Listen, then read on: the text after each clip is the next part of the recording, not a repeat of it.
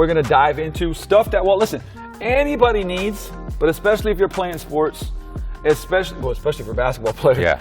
Weekend warriors. Weekend warriors, because the incidence of this has gone up dramatically, which is Achilles tears, Achilles issues, foot issues. Yep. Obviously, all of this is interconnected, so it might be calves, it might be things of that nature. So let's touch on first kind of like some 10,000 foot principles when it comes to strengthening the Achilles, making it more durable per se. Right? Again, things that if you carry over to the court and you're playing basketball twice a week for an hour, hour and a half. Again, maybe, you know, I know a lot of people that have tore their Achilles doing something completely, like they got to do something fast in life, and boom, it goes, right?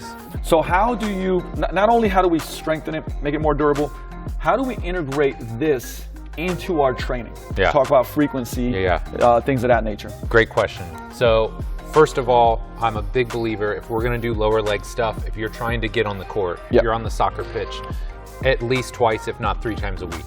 This has got to be a focal point of your training. I think for a long time, we almost like clowned. It's like the last, maybe you it's do like the last thing thing you're going to do, right? Like, oh, it's an afterthought, or oh, I should do some calf work, and you blow through it.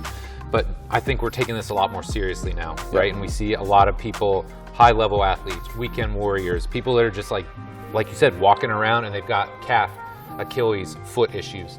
So I'm a big believer, you got to have multiple activities, multiple intensities, multiple speeds. Like, you got to kind of check all these boxes, right? Okay, let's dive into that. Let's dive into that. So strength training. Let's say you're in the gym Monday, Wednesday, Friday.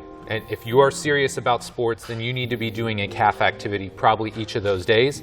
Great thing about this is you got to do different activities with different body positions. Okay, so I had like a tendon expert, Jared Anflick, on my podcast a while back. He's like, the 3 boxes you have to check.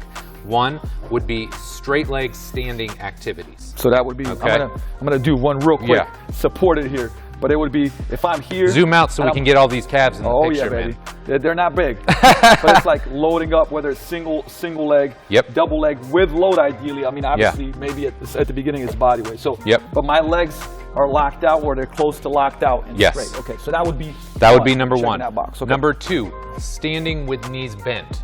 Okay, so it's just like a subtle little change, but you're starting. So this is when we're here. And you'll instantly, as soon as you feel that, like, you'll instantly know, like, because you'll feel your Achilles more here. Yes. As soon as you bend those knees, you'll feel that Achilles more. Okay, so, but we're strengthening under load with bent knees. Okay. Yes. Third option would be a seated calf. Okay, and I know, like, we got a seated calf machine over there. there. You got a machine, you don't have a machine. Sit on a bench, put a kettlebell, weight, whatever. Literally just do this. Okay? Now, big things when it comes to these activities, because again, sometimes we put it at the end of our session, so it's like, oh, we just mindlessly blow through it. No, like, technique is actually important here, right? We want full ranges of motion.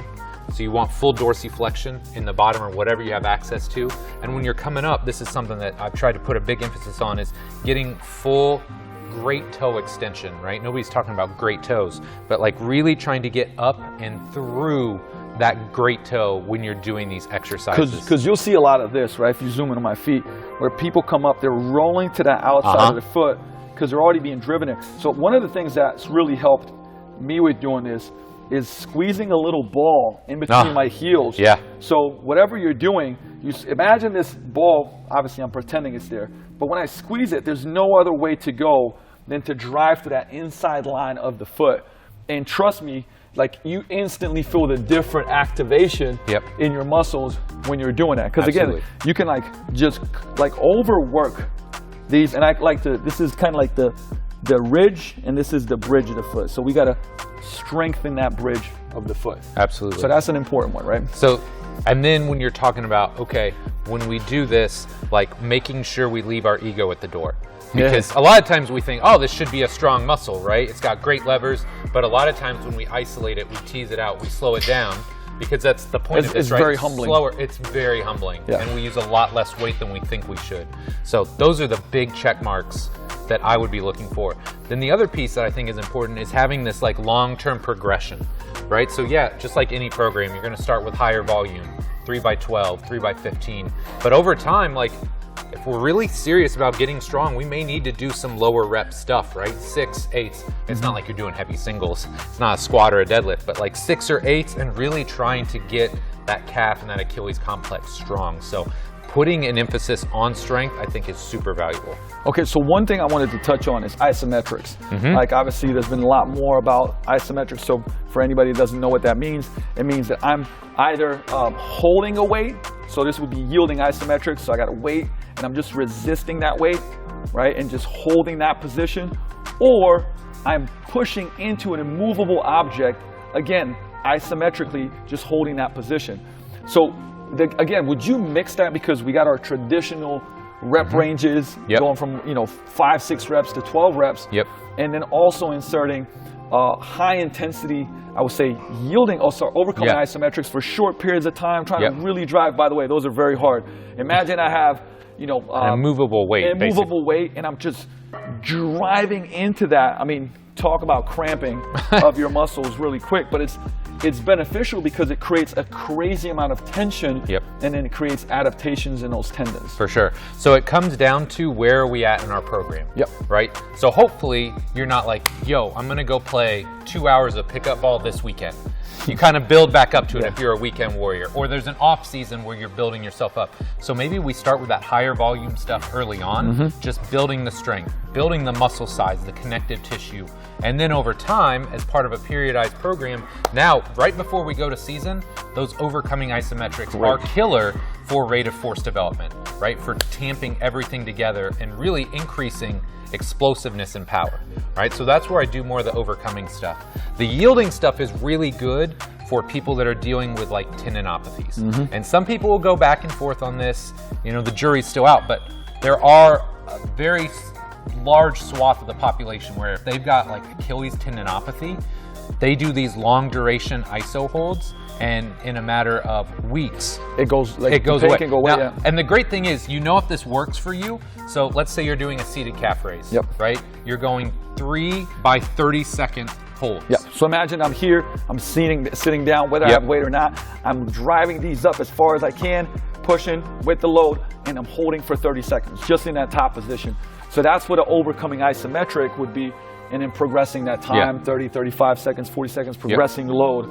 If you have pain, those are very useful to use in your strength training. And you'll notice almost right away, for a lot of the population, have this analgesic effect, right? So as soon as you do it, you're like, oh, that feels better. Right? So that's a really good sign that a yielding type of isometric will be beneficial for you. Okay.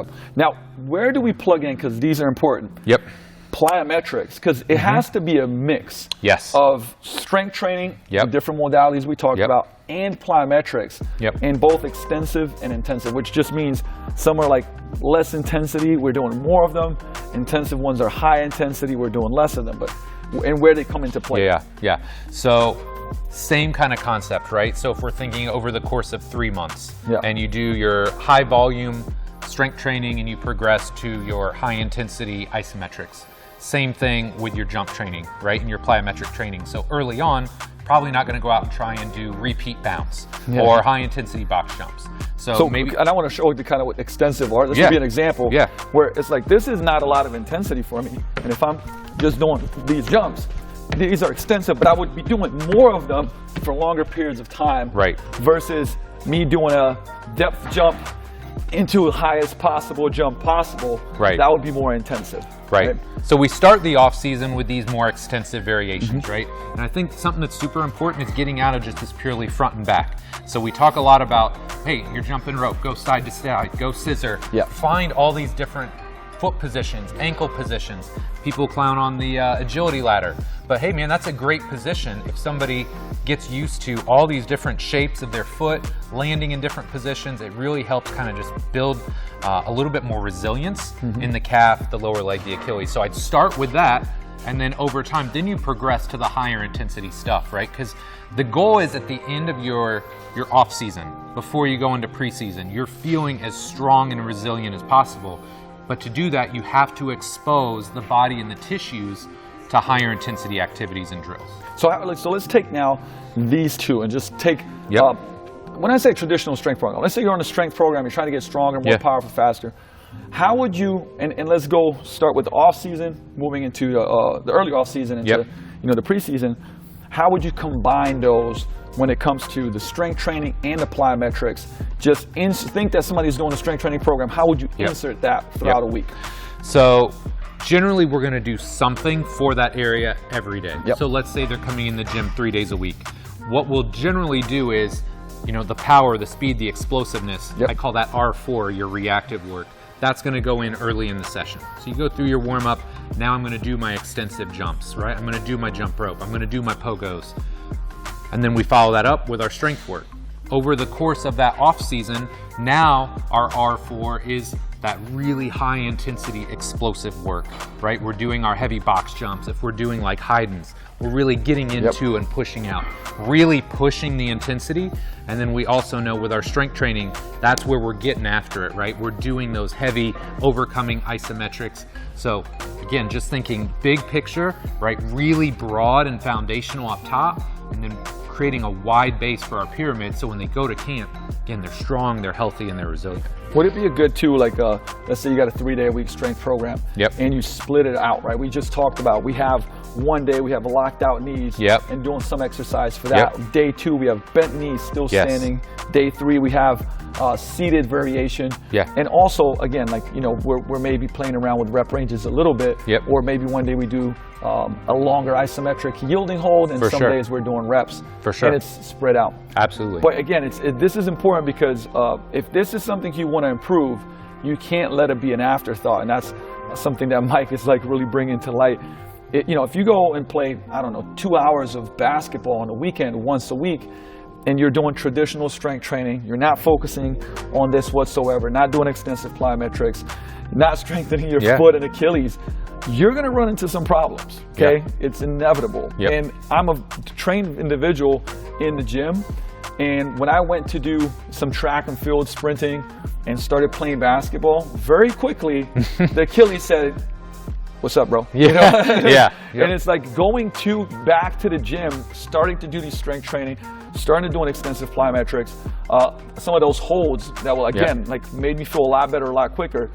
Everything started improving, not only performance, but just not having issues. And again, this is why, plug these into your program, follow the protocol we just talked about, and hit us up if you got any questions or if you want to see more content like this. We'll see you next time.